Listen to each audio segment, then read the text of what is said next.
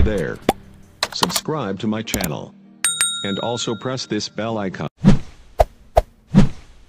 Hello अस्सलाम वालेकुम नमस्ते सत श्री अकाल केम छो केड़ो हाले कैसे काय के मुनाचो and welcome to the Nawab Noman जनाबाज यूट्यूब चैनल। इसे लाइक करें, शेयर करें, सब्सक्राइब करें और बेल आइकन को दबाना मत भूलें। कमेंट बॉक्स में जाकर अपने ख्याल का इजहार लाजमी करें। तो मेरे दोस्तों, आज मैं आपके साथ कुछ ऐसी बात शेयर करने वाला हूँ, कुछ ऐसी बात करने वाला हूँ, कुछ ऐसी चीज डिस्कस करने वाला हूँ कि जिसको सुन के समझ के आपको भी अंदाजा होगा कि जो गलती मैंने की है, जो कुछ मेरे से वो आप ही ना कर पाए। पहले से हर चीज क्लियर करें, पहले ही हर चीज आप लोग जो है वो डिसाइड कर लें।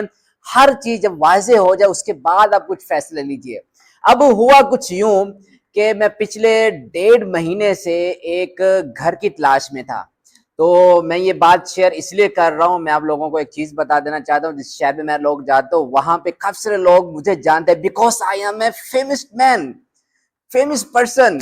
लोग मुझे अच्छे से जानते हैं। अल्हम्दुलिल्लाह, अल्लाह ताला का शुक्र है, अल्लाह ताला का लाख लाख करम है, एहसान है, फजल है मेरे पे कि लोग मुझे बेहद जानते हैं। और बहुत से लोगों को नहीं जानता और बहुत से लोगों के साथ मेरे अच्छे ताल्लुकात और वास्ते भी हैं और रिलेशंस भी हैं। तो इसी के साथ साथ लोग मुझसे सवाल भी करते हैं कि नुमान भाई या नवाब साहब या जो उनको अच्छा लगे उसी नाम से बुला के मुझे ये बोलते हैं कि आपका ये साथ हुआ था, ये क्यों हुआ था, कैसे हुआ था। तो हकीकत में आप लोगों को बताऊं कि 1.5 महीने पहले से मैं एक घर की तलाश में हूं कि मुझे कोई घर मिले और मैं वहां पे रेंट पे रहूं। मेरी वाइफ और मैं साथ में हम अपने एक घर चलाएं, सिस्टम चलाएं, हम आज़ादी से रहें, कोई इंटरफेयर करने वाला ना हो।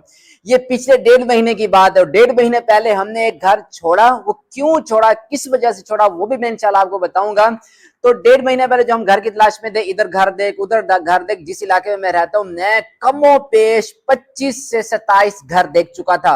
और मुझे पूरे शहर में पता चल गया कि शहर के अंदर 25 से 27 घर ऐसे हैं जो ऐसे खाली पड़े हुए हैं, जिनके अंदर कोई जा नहीं रहा, जिसके अंदर कोई रेंट वाला आ नहीं रहा। मालिक मकान के प्रॉब्लम्स होते हैं या कभी रेंट पे जो आके बैठते हैं उनके प्रॉब्लम्स होते हैं, उनके इश्यूज होते हैं जो हल नहीं हो पाते, जिसकी वजह से लोग आपस की वजह में अच्छे से रह नहीं पाते। तो मजबूरन मालिक मकान किराएदारों को बोल देता है कि भाई आप घर खाली कर दो, या फिर घर वाले खुद ही मालिक का घर छोड़ के चले जाते हैं। ये चीज होती है। तो जो 1.5 महीने से मैं घर की तलाश में था, तो रिसेंटली मुझे एक घर पसंद आया। गुलारची लेडीज मार्केट में एक ऐसा घर मुझे अच्छा लगा और मैं वहां पे गया और उसकी मैंने वीडियो बनाई और वीडियो बना के मैंने अपने सर को दिखाई। अब जब मैंने वो वीडियो अपने सर को दिखाई तो सर ने जैसी वीडियो देखी उसने कहा कि नहीं यार ये घर पसंद नहीं आया, मुझे अच्छा नहीं है। मैंने कहा नहीं यार, ये घर इतने अरसे के बाद मिला और है भी लेडीज मार्केट में, यहाँ पे दूध वाला भी करीब है और अगर बाजार से कुछ खरीदना हो तो वो भी चीज हमें करीब पड़ सकती है, और यहाँ पे क्लिनिक भी है, हाई स्कूल भी है, और जिस स्कूल में मैं जाके पढ़ाता हूँ वो स्कूल भी मुझे करीब पड़ता है, शाह लतीफ मॉडल स्कूल जो है। तो इस तरह मेरे लिए आसानी होगी। फिर मैं यहाँ से मस्जिद भी जा सकता हूँ, मस्जिद का भी आसान सा सीधा सा रास्ता, मैं वहां जुम्मा भी पढ़ा सकता हूँ, जाके नमाजें पढ़ा सकता हूँ, वहां पे जाके बच्चे पढ़ा सकता हूँ, मेरे लिए आसानी होगी। तो मेरे सर ने बोला नहीं नुमान, ये घर नहीं लेना। मैंने उनकी बात मानी और घर रिजेक्ट कर दिया। इसके बावजूद 10 दिन गुजर गए, वो घर किराए पे चढ़ा ही नहीं। मेरा एक दोस्त है अहमद, उसने मुझे बार बार बोला कि नुमान यार वो घर ले लो, आप घर अच्छा है आपके लिए, घर ले लो, घर अच्छा घर ले लो, घर अच्छा घर ले लो। आखिर मैंने 10-12 दिनों के बाद उसकी बात मानी और वो घर देखने हम चले गए। तो जैसी मालिक मकान से उसने मुझे रूबरू कराया, मालिक मकान को बोला कि ये आपका यानी कि नया किराएदार बन जाएगा अगर आपकी इसके साथ कोई आपसी डिस्कशन हो जाए। मैंने कहा ठीक है, मैं इनसे बात कर लेता हूँ। हमारी आपसी डिस्कशन जो हुई वो घर देखने के बाद हुई। घर देखने के बाद क्या डिस्कशन हुई, मैंने जाके घर देखा और घर से जैसे हम इंटर होते हैं फौरन ही छोटा सा एक सहन आता है। अब सहन के साथ ही बाईं तरफ बरामदा है और जिसकी छत बिल्कुल सर के करीब है, और आगे कमरा है, एक ही कमरा है और कमरे की छत भी बिल्कुल सर के करीब है। अगर हम कोई भी पंखा लगाते हैं, पंखे के साथ जितना बड़ा डंडा लगा होता है और वो अगर वो डंडा भी हम साल लगा ले तो तब हमारे सर के बिल्कुल बराबर पंखा आ जाएगा। मैंने हर चीज नोट की और घर ऐसे था जिसका फर्श बिल्कुल वीआईपी और छत बिल्कुल ही उसकी थोड़ी सी नकारा थी और थोड़ी सी ऐसी थी कि उसके बाले वाले नजर आ रहे थे, थोड़ा पुराना टाइप सा घर था। मैंने मालिक मकान को देखा, माली मकान है, मुझे देखा, मैंने घर को देखा, घर हमारी डिस्कशन होगी, हर चीज ओके होगी। उसने बोला कि मैं 8,000 रुपए इसका रेंट लूंगा और 20,000 रुपए मैं इस घर का किराया एडवांस में लूंगा। मैंने कहा ठीक है, आप एडवांस में किराया ले रहे हैं, कोई मसला नहीं है। तो मैंने कहा कि ओके, मुझे आई डोंट केयर, मैं आपको किराया दे दूंगा। फिर 8,000 रुपए की बात हुई कि 8,000 रुपए इसका रेंट होगा। बिजली के लिए उसने सब मीटर लगाया हुआ था, वो भी मीटर जो वापडा वालों का होता है, प्राइवेट मीटर जो सब लगाते हैं ना, बाहर से आराम से मिल जाता है 1700-1500 रुपए का, वो नहीं था। उसने वापडा वाला बिजली का मीटर लगाया हुआ था, वो भी सब मीटर। तो इसी के चलते उसने मुझे गैस का बताया कि गैस की जो सहूलत है वो हम आधा आधा करते हैं, क्योंकि गैस का मीटर एक ही है, वो भी उसी घर के दरवाजे के बाहर लगा हुआ था कि जिस दरवाजे घर पे हमने जाके रेंट पे बैठना था। अब यहाँ तक बात होगी क्लियर। इससे आगे उसने बोला कि ये वॉशरूम है, ये किचन है, आपने अगर पानी भरना है आपको मोटर लगाने की जरूरत नहीं पड़ेगी, प्रेशर से पानी आता है जो गवर्नमेंट देती है। तो अगर वो प्रेशर वाला पानी आएगा तो टैंकी के ऊपर सीधा चल जाएगा। अब मैंने उसको ओके कर दिया, मैंने कहा यार ये तो बड़ी अच्छी बात है, हमें इस तरफ से बिजली बच जाएगी और गैस जो है चलो उसका हम कोई मसला नहीं कर लेंगे। और तीसरा हमने कहा कि भाई घर भी अच्छा ठीक है, साफ सुथरा है, हम रह लेंगे, कोई मसला नहीं है। अब ये घर मैंने जब डिसाइड कर लिया, उससे हर चीज ओके हो गया। ओके होने के बाद जब मैंने वीडियो घर की अपने सर को दिखाई, सर ने रिजेक्ट कर दिया, फिर मेरा दिल घर से टूट गया था। मैंने कहा नहीं यार, जिस घर को मेरा सर नहीं पसंद कर रहा वो घर मैंने लेना ही नहीं है। जब मैंने वो घर लेना ही नहीं है तो फिर बाद में ऐसे हुआ कि मेरी बीवी अपने मायके में रह रही थी। मैके में उसका थोड़ा सा ऊंच नीच हो गई उसके भाई के साथ, उसकी माँ के साथ और उसकी बहनों के साथ, जिसकी वजह से मेरी बीवी ने रात को तकरीबन 2:30-2 का टाइम था, तो उसने मुझे कॉल करके रोते हुए कहा कि मैंने इस घर में नहीं रहना, मुझे ले जाओ, मुझसे ये बर्दाश्त नहीं हो रहे और ये इनको मैं नहीं बर्दाश्त हो रही। तो इस तरह मसले मसाइल, वो एक अलग टॉपिक है। तो मियाँ बीवी के दरमियान ये बातें हुई। तो साथ में मेरे साले साहब की भी कॉल आई। अब मेरे साले साहब ने मुझे क्या कहा, अब उसने तो मुझे कुछ नहीं कहा, क्योंकि जब उसने मुझे कॉल की मैं अपनी बीवी से लगा हुआ था बात करने में, मुझे वो अपने हाल बता रही थी जो उसके साथ हुआ था। तो फिर उसने कॉल की मेरे सर को। अब मेरा सर मेरी वाइफ के मामू लगते हैं, तो उन्होंने उस अपने भांजे को क्या कहा, क्या नहीं हुई बात। अब उसके मामू के भांजे ने जो बात कही मुझे इतनी पता चली है कि उसने कहा कि आज ही आज अभी और इसी वक्त इसको ले जाओ यहाँ से, वगरना हम इसको धक्के देके घर से बाहर निकाल देंगे। अब मेरी बीवी थी और मुझे गुस्सा भी आया कि ये ऐसी कैसी बात कर रहा है कि इसको ले जाओ और मैं इसको धक्के देके बाहर निकाल दूंगा। मुझे हैरान ये, मैंने कहा छोटा भाई हो, कितनी बड़ी बहन के बारे में ऐसी बात करता है। तो मैंने कहा चलो कोई मसला नहीं, मेरी बीवी है, मैंने ही संभालना है। तो आखिर शौहर ही होता है जो बीवी का एक राइट हैंड होता है, बीवी का जो पावर होती है, कुव्वत होती है, वो शौहर होता है। और इस तरह बीवी की सर के ऊपर जो छत होती है, सायादार दरख्त होता है, उसका साया वो हस्बैंड होता है। तो मैंने कहा नहीं यार, ये मेरी बीवी है, अगर मेरी बीवी को कोई भी कुछ बोलेगा तो मैं उस शख्स को बर्दाश्त नहीं करूंगा और ये चीज मुझे बर्दाश्त नहीं है। तो बात यहाँ हुई कि मैं सुबह टाइम पर गया, तो स्कूल से मैंने छुट्टी कर ली हफ्ते वाले दिन। ये जो हफ्ता था, आज 19 तारीख है, 3 दिन पुरानी बात है, हफ्ते वाले दिन। तो हफ्ते वाले दिन मैंने स्कूल से छुट्टी की, बहाना मारा, अगर सच बोले तो छुट्टी नहीं मिलती, आपको पता ही है। मैंने बहाना मारा, छुट्टी कर ली। अब मैंने जब छुट्टी की, मैं सीधा गया अपनी बीवी के पास। मैंने कहा बीवी क्या मसला है। बीवी ने मुझे रो धो के मसला बताया। मैंने कहा कोई मसला नहीं है, मैं तुम्हारे साथ हूँ, हमारी आपस की लड़ाई है, पर आपको कोई उंगली भी उठाकर देखेगा या उंगली भी उठाएगा तो मैं उसकी उंगली तोड़ दूंगा, उसकी आंखें निकाल दूंगा। अगर कोई भी आपको कुछ भी ऐसा कुछ बोलेगा तो मैं उसकी जबान निकाल लूंगा। ये मेरा कानून मेरे सर के अलावा है, क्योंकि मैं अपने सर को बहुत इज्जत देता हूँ, बहुत रिस्पेक्ट करता हूँ, मैं अपने सर से बेहद प्यार करता हूँ। और मैं अपने सर को इस हद तक मानता हूँ कि वो मुझे अगर कुछ भी बोल दें कि अभी ये दिन नहीं ये रात है, मुझे पता हो कि ये अभी दिन है रात नहीं है, तो मैं उनकी बात मानते हुए दिन को भी रात ही कहूंगा, क्योंकि मैं उनसे इतना प्यार करता हूं, इस हद तक मैं उनसे मोहब्बत करता हूं। तो उनके सिवा अगर कोई भी मेरी बीवी को कुछ भी बोले तो मुझे वो बर्दाश्त नहीं होता।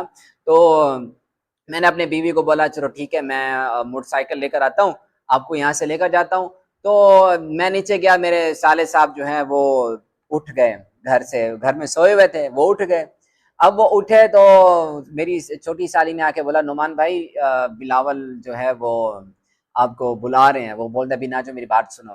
मैं चुप करके गया बात सुनने के लिए, छत के नीचे मेरी बीवी भी उतर आई। تو جب میری بیوی آئی تو میری بیوی کے سامنے یہ بات ہوئی کہ اس کو لے جاؤ اور اب بھی لے جاؤ, ایسے نہیں جاؤ آپ, وگرنہ ہم اس کو دھکے دے کے نکال دیں گے. اس نے مجھے بھی ایسے بولا, مجھے غصہ ہے. میں نے کہا بلاول بات سن, بات یہ ہے کہ آپ بہن بھائی آپس میں نہیں لڑو, جو کچھ بھی ہوا ماں اور بیٹی کا مسئلہ تھا. اب ماں بیٹی آپ کو پتہ ہے ان دونوں کا رویہ آپس میں کیسے, میں بھی انٹرفیئر نہیں کر رہا, آپ بھی انٹرفیئر نہیں کرو. اس نے کہا نہیں آپ اس کو ابھی لے جاؤ. اب مجھے تو غصہ آیا, میں نے کہا یار یہ کیسی بات کر رہا ہے, صبر بھی نہیں کر رہا. تو پھر بات یہاں تک پہنچی, میں اس کو بولا میں 1 گھنٹے کے اندر آ رہا ہوں اور 1 گھنٹے کے اندر موٹر سائیکل لے کر اس کو لے جاتا ہوں. میں جہاں لے جاؤں, جس جگہ لے جاؤں, آپ کو بعد میں پیچھے آ کے پوچھنے کی ضرورت نہیں ہے. تو بات یہاں تک پہنچی کہ میں جیسے ہی گھر سے نکل رہا تھا, میری بیوی کو میرے اسی کے بھائی نے بولا کہ 1 گھنٹے تک اگر نعمان نہیں آیا نا آپ کو لینے, میں دھکے دے کے آپ کو یہاں گھر سے باہر گلی میں نکال دوں گا.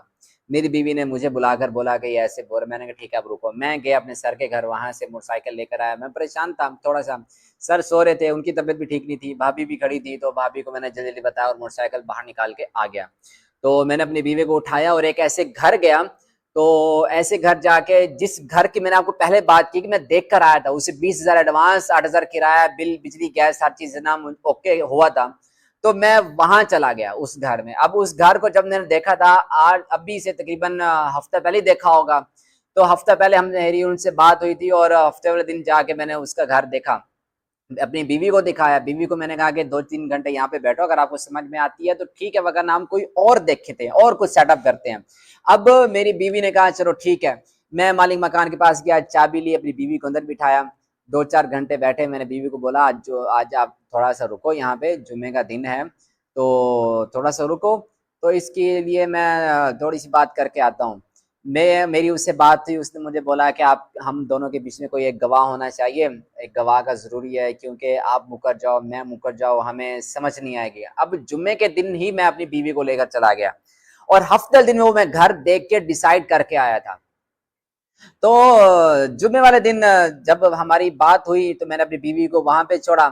اب یہ میں بات اس ہفتے کی کر رہا ہوں کہ اس ہفتے کو کیا ہوا تھا, اور اس سے پچھلے ہفتے کو میں دیکھ کر آیا تھا گھر. یعنی کہ ٹھیک 1 ہفتے کے بعد جمعے والے دن مجھے اس کے گھر میں جانے کا موقع ملا, اور اس سے 12 دن پہلے میرا ایک دوست احمد جو مجھے اس گھر کے بارے میں سجیسٹ کر رہا تھا کہ یہ گھر آپ لو, آپ یہ کہانی آپ کو اچھے سمجھ آئے گی, کہ 10-12 دن پہلے میرا ایک دوست مجھے بول رہا تھا. اب اس کے 10-12 دن کے بعد جو پچھلا ہفتہ تھا, یہ ہفتہ جو گزرا, اس سیچرڈے کو نہیں, اس سے پریویس سیچرڈے جو تھا, اس سیچرڈے کو میں نے اس گھر میں جا کے دیکھا اور اس کو اوکے کیا. اب اس جمعے والے دن میں اس کے گھر لے کر اپنی بیوی کو لے کر چلا گیا. اب جمعے کا دن بھی ہونے والا تھا, جمعہ بھی پڑھانا تھا, مجھے پریشانی بھی تھی, اب سامان بھی وہاں سے اٹھانا تھا. اب ان کے گھر میں ہمارا کچھ سامان بھی پڑا ہوا ہے. میں نے رکشے والے کے پاس گیا, رکشے والے کے پاس جا کے بولا, لوڈر رکشے کو بولا, میں نے کہا یار میرا اتنا سامان پڑا, آپ جلدی سے گھر وہ سامان اٹھاؤ اور یہاں پہ پہنچا دو. ابھی سے پہلے جب مالک مکان سے بات کر رہا تھا, میں نے کہا مجھے یہ گھر چاہیے, مجھے گھر کی چابیاں دو, ہم اس گھر میں تھوڑی دیر رکتے ہیں, اگر ہمیں گھر پسند آئے تو ٹھیک ہے, ورنہ ہم آپ کے گھر شفٹ ہو جائیں گے. تو اس مالک مکان نے بولا چلو ٹھیک ہے اوکے. میں نے چابیاں لی, گھر پہ اپنی بیوی کو بٹھایا, میں گیا سیدھا اپنے سر کے پاس, سر سے بات کی. سر بولتا چلو ٹھیک ہے, سامان سارا اٹھا کے وہاں پہ رکھ دو, اور بات چیت ہماری وہاں پہ تو کلیئر ہوگی. پھر جب یہ بات میں نے اپنے سر سے بولی تو میرا سر بولنے لگا کہ بھئی اوکے ہے, ٹھیک ہے, آپ اپنے سامان اٹھاؤ وہاں پہ لے جاؤ. اب میں اپنا سامان اٹھا کے اس گھر میں چلا گیا. اب جب اس سامان اٹھا کے گھر میں چلا گیا, اتنے میں جمعے کے بعد بھابھی بھی آ گئی, ایک صفائی والی نوکرانی بھی آ گئی. جب یہ سارے آ گئے گھر کے اندر, اب یہ بیٹھے ہوئے ہیں کہ گھر کے اندر پانی ہے, اس دن لائٹ بھی نہیں آئی, پانی آئے, نیٹ پانی نہیں آیا, اور وہ چپ اٹھ کے یہاں سے چلی گئی. جیسے ہم نے گھر کو تالا گیا, اندر سے لائٹ آ گئی. تو ہم نے کہا کہ یار پانی آئے گا. میں نے اس کی پریشر والی بات سوچی ہوئی تھی کہ اس کا پریشر آئے گا تو اس کی بات اچھے سے ہوگی, جو اس نے بولا تو ہمیں موٹر کی ضرورت نہیں ہوگی, ایسے پانی اوپر چلا جائے گا, چلائیں گے بھی نہیں. اب پانی بھی نہیں آیا, میں نے وہ وال کھولا, پانی بھی نہ آ رہا, مجھے اور غصہ آیا. اتنے میں بھابھی بھی جا رہی ہیں, اتنے میں وہ نوکرانی بھی جا رہی ہے, میری بیوی بھی پریشان ہے. تو اس پریشانی کی حالت میں بیٹھا ہی تھا, تو میں نے اس کو گھر والوں کو بولا, میں نے کہا کہ میں ایک دفعہ اس بندے سے بات کر کے آتا ہوں. جب میں بندے کے پاس بات کرنے کے لیے گیا تو بندے کے درمیان جو مالک مکان تھا, اس کے درمیان اور میرے درمیان یہ چیز ایک ہو گئی، بیٹھ گئی بات چیت، کلیئر ہو گئی. باہر بارش کا بہت زیادہ موسم ہو چکا ہے. میں آپ کو ابھی جا کے بارش کا موسم دکھاتا ہوں کہ کس قدر بارش کا موسم بے حد زیادہ ہو گیا. یہ دیکھو آندھی چلنا شروع ہو گئی. میں اپنی بات بعد میں کروں گا. یہ دیکھیں یہ بادل اور اتنی ساری ہوا چلنا شروع ہو گئی ہے. مزہ آ رہا ہے. تو اس مزے والے موسم میں اپنی بات بھی جاری رکھتا ہوں. تو میں نے یہ دیکھیں یہ دیکھیں یہ دیکھیں یہ دیکھیں کتنی تیز ہوا چلنا سٹارٹ ہو گئی ہے. یہ دیکھیں زبردست ماحول. آج 19 اگست ہے. 19 اگست کو اتنی اچھی بارش آ رہی ہے. یہ دیکھیں یہ جو بادل ہیں، یہ دیکھیں پیچھے یہ بارش والے بادل. یہ یہاں تو بالکل آپ کو سفید نظر آئیں گے. یہ بارش والے بادل ہیں، یہ کالے بادل ہیں. ٹھیک ہے، تو اب چلتے ہیں، ہم اپنی بات کنٹینیو کرتے ہیں.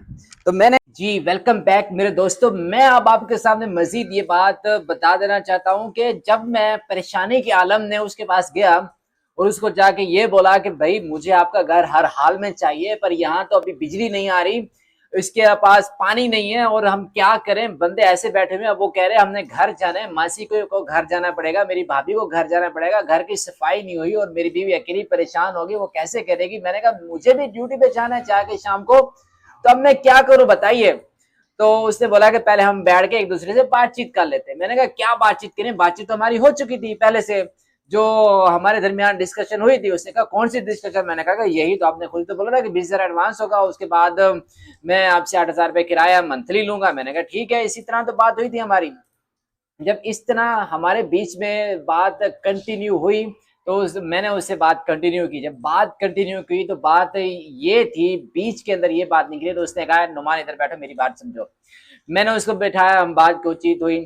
اس نے بولا کہ بھائی بات یہ ہے کہ 20,000 میں آپ سے ایڈوانس لوں گا. یہ بات ہماری پہلے بھی کلیئر ہوئی تھی. 8,000 کرایہ لوں گا، یہ بھی میری بات آپ سے کلیئر ہوئی تھی. لیکن ایک مین بات یہ ہے کہ آپ یہ مجھے ہر چیز پرووائڈ کر دیں گے، ہر چیز مجھے دیں گے، اور ہر چیز میرے ساتھ آپ اوکے کریں گے. میں نے کہا میں اوکے کرنے کے لیے تیار ہوں. میں نے کب منع کیا آپ کو، آپ اوکے کر لو. اتنے میں اس نے مجھے یہ بولا کہ آپ احمد کو لے کر آؤ.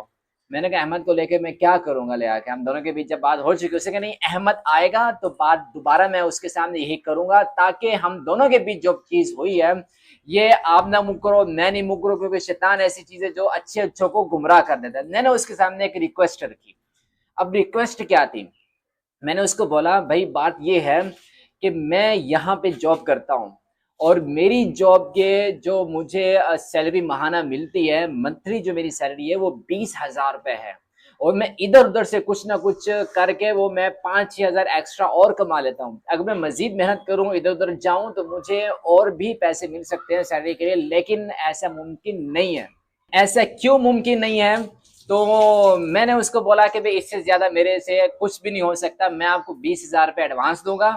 20,000 ایڈوانس کے ساتھ ایک چیز آپ کو میری ماننی پڑے گی، میری ریکویسٹ ہے، کائنڈلی آپ میری ریکویسٹ پہ نظر ثانی کریں. اس نے بولا کیا ریکویسٹ ہے؟ میں نے اس کے سامنے ریکویسٹ یہ رکھی کہ بھئی میں آپ کو 20,000 دینے کے ساتھ ساتھ اسی 20,000 میں سے ایک مہینے کا 8,000 روپے کرایہ کٹواؤں گا، مائنس کراؤں گا.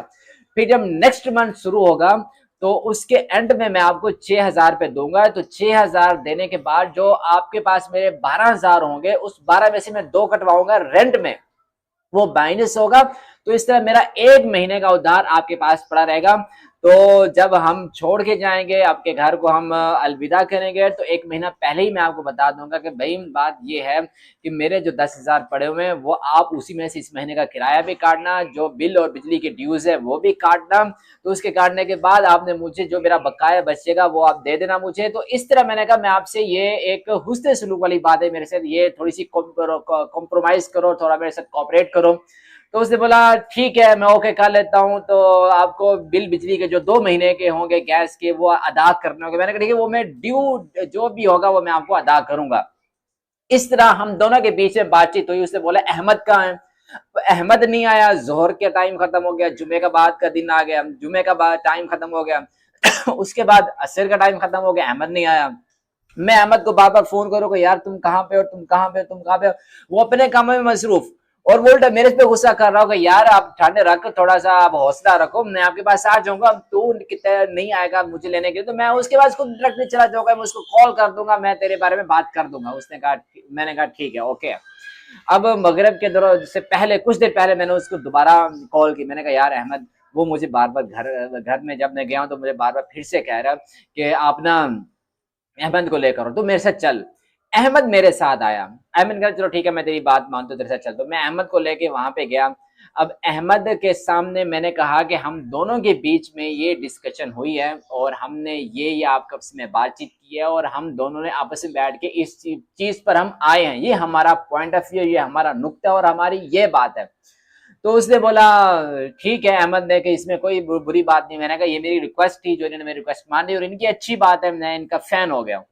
تو پھر احمد کو کہنے لگا کہ احمد میں اس بندے کو نہیں جانتا, یہ بندہ مجھے نہیں جانتا, ہم دونوں کی فرسٹ ملاقات ہے, فرسٹ میٹنگ ہے, کہیں ایسا نہ ہو کہ جس لڑکی کے ساتھ یہ اس گھر میں آ کے بیٹھ رہا ہے اس کو بھگا کر لے کر آیا ہو پنجاب سے. اب میں نے اس کے ماتھا پکڑ لیا, میں نے کہا یہ کیسی بات کر رہا ہے. احمد کو بول رہا کل کو ایسا نہ ہو کہ اس کا کوئی کرمنل ریکارڈ ہو یا یہ کوئی کرائم کر کے یہاں پر آئے, کوئی لڑکی بھگا کر آیا ہو, کل کو کوئی پولیس کا ڈالا میرے گھر کے باہر کھڑا ہوگا تو بدنامی میری ہوگی, تو میں کیسے بات کروں گا, کس کو کیسے منہ دکھاؤں گا. میں نے سر پکڑ کے ایسے بیٹھ گیا. میں نے کہا یار تو بات کیسی کر رہا ہے.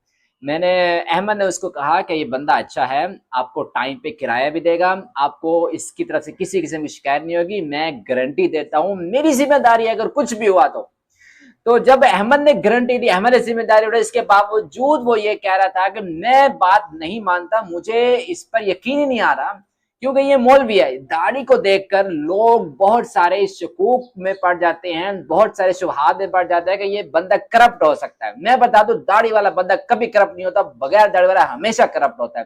اور داڑھی والوں کو ان لوگوں نے بدنام کیا جو داڑھی رکھ کے ایسے ایسے کام کرتے ہیں کہ جو شریعت کے خلاف ہیں اور رہن سہن کے قانون کے خلاف ہیں.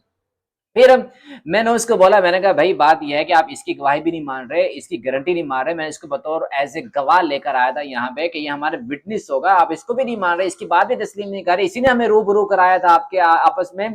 تو اب بات یہ ہے کہ آپ رینٹ ایگریمنٹ کرو, بہتر طریقہ یہ ہے رینٹ ایگریمنٹ کرو.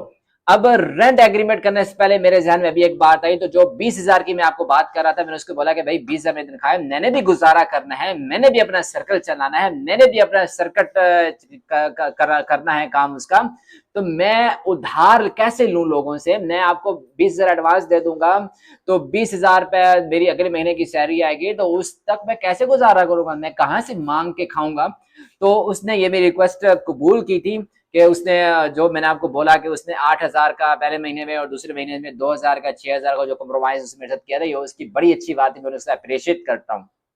پھر جب میں نے اس کو بولا رینٹ ایگریمنٹ پہ آؤ, اب رینٹ ایگریمنٹ پہ وہ نہ آئے, وہ کہتے نہیں میں رینٹ ایگریمنٹ نہیں کروں گا. میں نے کہا نہیں, میں آپ سے 1,000 روپے کا چلان فارم جو ہوتا ہے جو وہ اسٹامپ پیپر وہ آپ سے بھرواؤں گا, اس کے اوپر آپ کی جو شروط شرائط ہوگی وہ لکھواؤں گا, جو میری آپ کے ساتھ بات چیت ہو گئی ہے وہ میں لکھواؤں گا, میرے سائن ہو گئے, میرا تھمب ہوگا, میرا آئی ڈی کارڈ ہوگا, آپ کے سائن ہو گئے, آپ کا تھمب ہوگا, آپ کا آئی ڈی کارڈ ہوگا, اس پہ چسپا ہوگا, اس کی ایک کاپی آپ نے مجھے دینی ہے, ایک کاپی آپ نے اپنے پاس رکھنی ہے, ایک اوریجنل جا کے آپ نے تھانے میں جمع کرانا ہے اور ایک کاپی جا کے آپ نے ٹاؤن کمیٹی بلدیہ میں اور یونین کونسل میں جمع کرا دینی ہے.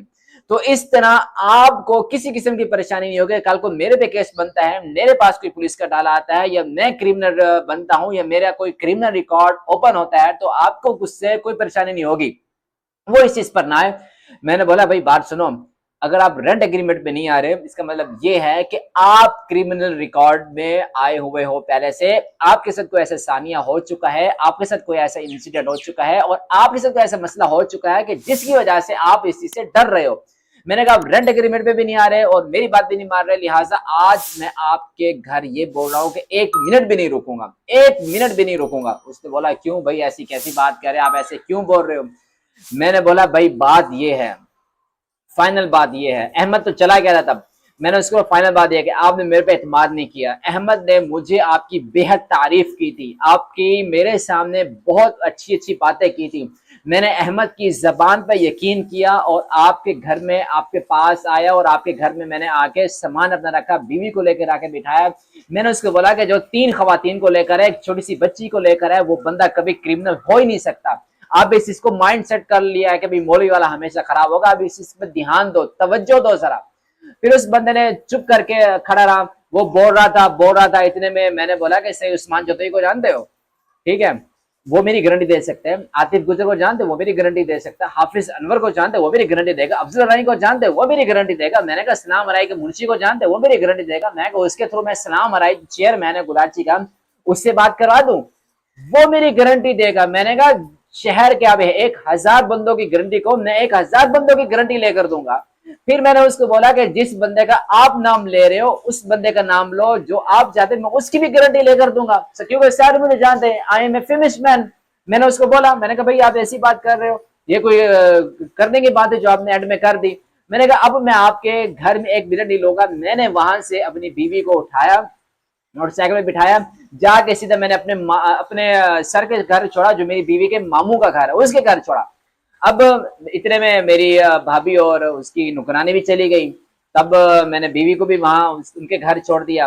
पीछे से रह गई सामान की बात। मैंने उसको बोला भाई सामान मैं आज रात को या कल सुबह तक उठा लूंगा। उसने बोला चलो ठीक है जैसे आपकी मर्जी, एज यू विश। तो कुदरती बात यह है कि रात 2-3 जो बंदों से वो मिला और उसने जो जिनसे पूछ रहा ये बंदा कौन है, हालांकि वो जमाती है, मैं उसको अच्छे से जानता हूँ। हमने 1-2 मरतबा सफर भी किया यहाँ गुलाटी से कराची का इस्तेकाम पाकिस्तान के हवाले से, जो कश्मीर के हवाले से रैलियां निकलती थी या फलस्तीन के हवाले से रैलियां निकलती थी, यहाँ से प्रोग्राम हमने अटेंड इकट्ठे किया। उसने तब भी मुझे नहीं पहचाना। तो एंड बात यह है कि मैं अगले दिन सुबह हफ्ता था, तो हफ्ते वाले दिन मैं उसके घर से अपना सारा सामान उठा के वहां पे रखा जहां पे मेरा बाकिया सामान पड़ा हुआ था। शुक्र मैं ये अदा कर रहा हूँ कि उसने 2-4 दिन गुजरने के बाद ऐसी बात नहीं कही, और उसकी ये मेहरबानी भी थी मेरे पे। उसने ये मुझे बोला कि ये जो 4 दिन है, ये 4 दिन मैं आपको छोड़ता हूँ, 20 तारीख से हमारा किराया होगा और हम हर 20 के 20 अदा किया करें। मैंने कहा ठीक है हर 20 के 20 होगा। तो इससे मैं आपको ये बात वाजे कर रहा हूँ, एक बात कर रहा हूँ कि आप सबसे पहले कहीं भी रेंट पे घर लेते हैं तो रेंट एग्रीमेंट की बात करें। अगर कोई इंसान रेंट एग्रीमेंट पे नहीं आता तो उसके साथ 1-on-1 बात करें, टॉक टू टॉक बात करें, उससे हर चीज समझाइए। और कल को कोई ऐसा ना हो कि जो मेरे साथ मसला आया आपके साथ भी मसला आ जाए, और जो चीज मेरे साथ हुई वो आपके साथ भी हो जाए। इसलिए आप इस चीज से बचें, हर चीज क्लियर करें और हर चीज वाजे करें। मैंने उसको ये भी बोला कि मैं भी सवाल और इश्यू कर सकता हूँ कि मैं जिसके घर में रह रहा हूँ वो मालिक मकान कैसे है, मैं जिसके घर में रह रहा हूँ वो इंसान कैसे है, वो इंसान करप्ट तो नहीं है। मैं ये कहते हुए 2-3 बातें और उस पर धौंस जमाते हुए मैं वहां से निकला। तो मैंने उसको बोला आज आपने मेरा दिल तोड़ दिया है।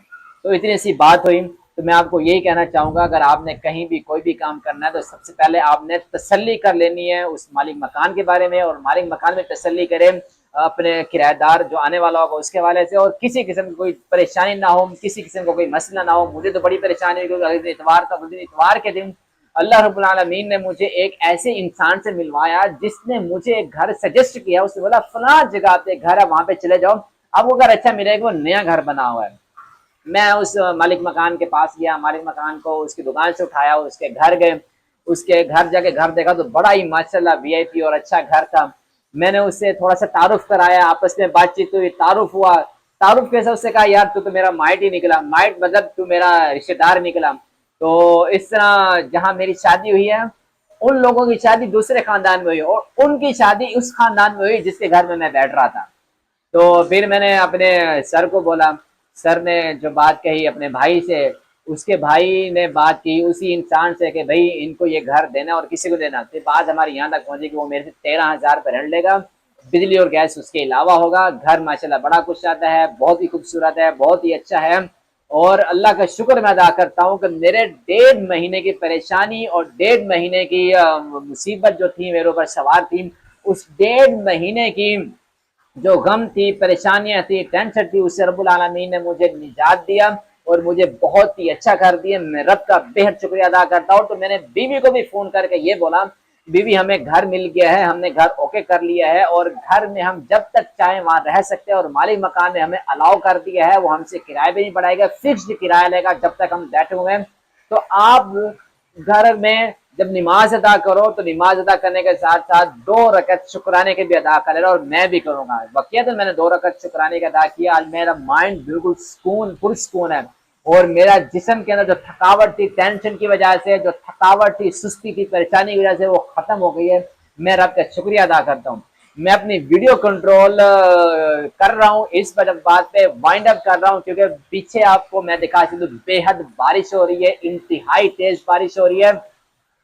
جو انتہائی تیز بارش ہو رہی ہے اس کے میں آپ کو نظارہ بھی دکھا دیتا ہوں کیا ہے. مجھے ویڈیو مکمل کرنی تھی اس لیے میں نے اپنی ویڈیو تو مکمل کر لی، اور میں نے آپ کو بارش بھی دکھا دی. یہ دیکھیں یہ کتنی تیز بارش ہو رہی ہے. تو میں تھوڑا آپ کو ویڈیو کے بیک کیمرہ دکھا دوں، بیک کیمرے سے آپ دیکھ سکتے ہیں.